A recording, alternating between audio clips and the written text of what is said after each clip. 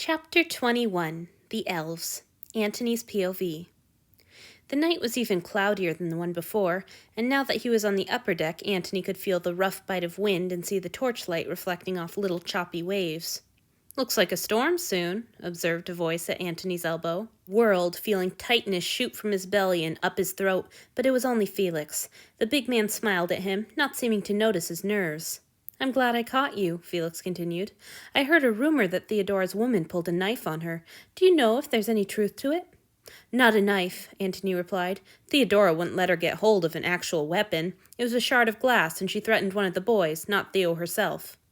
"Oh, that might have been a worse idea," Felix said, punctuating his words with a low whistle. "Theo must have been furious."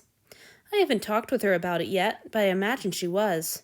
Antony hadn't blamed Hanyu for the theatrical little shudder he'd given when recounting Theodora's anger. Felix hesitated. "Is the woman all right?" "Of course." Antony rolled his eyes. "Theodora would never hurt a human that belonged to her. She even had Julia in to treat the wretched thing." Felix nodded, but he still looked uneasy. Antony remembered what his former offering had told him, and that strange combination of guilt and obligation drove him to ask, "I hear you've accepted Edgy's service?" "Yes," Felix said, looking at him wearily. "That's good." When had Antony gotten so damned awkward? "He's a good boy. He'll serve you well." "He does." Felix still watched him closely. "But he's hardly a boy anymore." "Right, of course."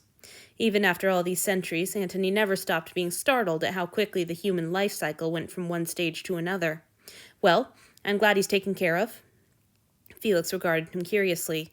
"I'll tell him you asked after him." "Right." Antony wished he wouldn't. "It's been some time since you took a human, hasn't it?" "Not really," Felix shrugged.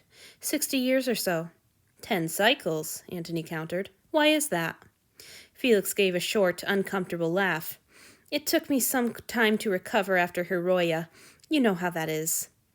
That wasn't an issue Antony felt like revisiting when he was tense about Marcus. In fact, it wasn't an issue he felt like revisiting ever. He gave a jerky nod and turned away. "Right, of course. Well, it was good seeing you, Felix, but Wait!" The other vampire's voice was frantic, and Antony turned back to him, startled. Felix looked miserable. Arms were wrapped tightly around his chest, his hands tucked up under his armpits. Once he saw Antony turn back, he dropped his desperate eyes to his feet. His shoulders sagged. Antony didn't often see Marcus's composed second in such an attitude of wretched defeat, but he had seen it before, and he knew what it meant. "Oh," he said, gentling his voice. "All right, of course. I can take you right now if you like, so you don't have to think about it all night." "Sure," Felix said unhappily. "Might as well get it over with. Thank you, Antony." Antony led the other vampire back down into the bowels of the ship. They turned through a dozen corridors, past the vampire's living quarters, the kitchens, the laundry, the offerings quarters, and some rooms that Antony didn't even know the purpose of. Finally, they arrived at the very deepest part of the ship. It was a door.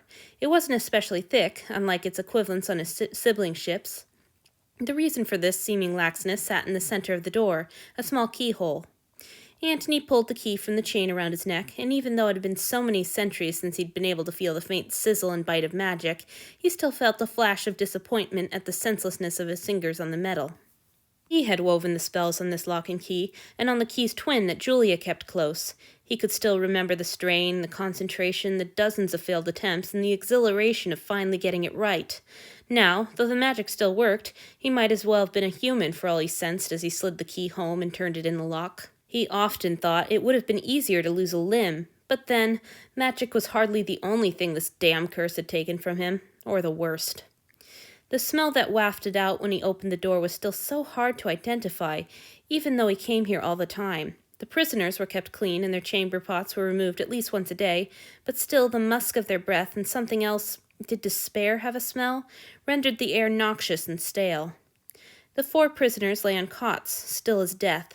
That was the one dubious kindness Antony was able to offer them, drugs, which Julia concocted from a spiny desert herb the Taishans gave as part of their tribute, and which rendered the prisoners insensible most of the time.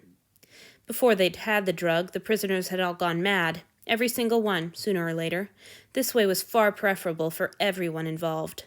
They were elves, 3 women and 1 man. One of them, a woman who had seemed to be barely 50 years old when they'd captured her, looked a little like Antony's sister Claudia. He found himself wondering sometimes whether they were related. Hell, any of the elves might have been distant relatives of anyone on this ship. It was to that youthful woman that Antony now pointed Felix, who hadn't made the slightest sound or movement since following him in, looking as wretched as he always did when it was time to feed. He nodded jerkily. "You've already fed today?" Antony asked, and he nodded again. "Go ahead, then."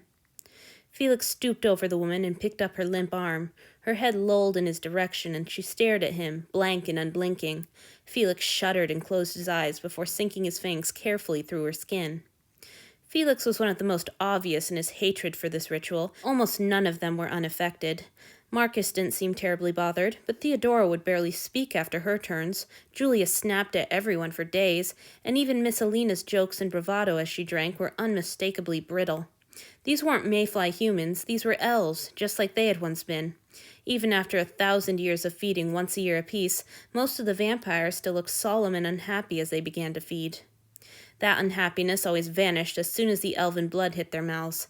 Felix was no exception. His face slackened with pure, stupid animal need, and he began swallowing frantically.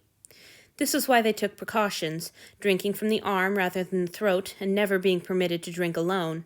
Antony moved to Felix's side and put a hand on his shoulder. "That's enough," he said. An instant passed with no response, and then Antony sighed and reached down, gently pulling the elfwoman's arm from the vampire's grasp. "I said, that's enough." Felix's head jerked up as he lost his grip on the arm. His eyes were wild and wanting, his teeth bared in defiance, and a growl had started low in his throat. For a second, Antony thought that the lieutenant would fight him. But Felix had better control of himself than that. His yearly visits were never terribly dramatic. Now he gave several quick blinks and slumped against Antony's hand. "Right," he said, voice rough and slurring. "Thank you, Your Highness." Your Highness. It was like hearing a name from a previous life. How far into their past had Felix reverted in his moment of bewilderment? Antony felt chills racing under his skin as he stared helplessly down at the other vampire, both of them unmoored in time. It took another moment for them to recover, then Antony pulled Felix to his feet and led him out of the room, locking it carefully behind them. He still felt a little off-balance and unnerved, but he didn't want to hang around that place any longer. Judging by the way Felix's shoulders uncurled as they walked away, he agreed. "Are you all right?" Antony asked after they'd been walking for a few minutes. "Yes," Felix said heavily. "Thank you, Antony. I wish we didn't have to keep them like that. At least the humans get to walk around and talk to each other." Antony sighed. "You're not wrong. It's an awful sight, but their magic is too unpredictable to let them wander freely. If one was to talk with the offerings and then escape—" "I know," Felix's voice was bitter. "It just feels so terrible. It's evil." "We didn't set the terms of the curse," Antony spat. He was surprised at the wave of hate and resentment that crested in him. He thought he was past all the theatrics and overwhelming emotions, but apparently not. Apparently there were some betrayals, some acts of cruelty, that not even 1,000 years could smooth over. He didn't have the chance to say more, because a voice boomed out from the corridor ahead of them. "There's my two favorite boys!" He'd found Marcus, after all.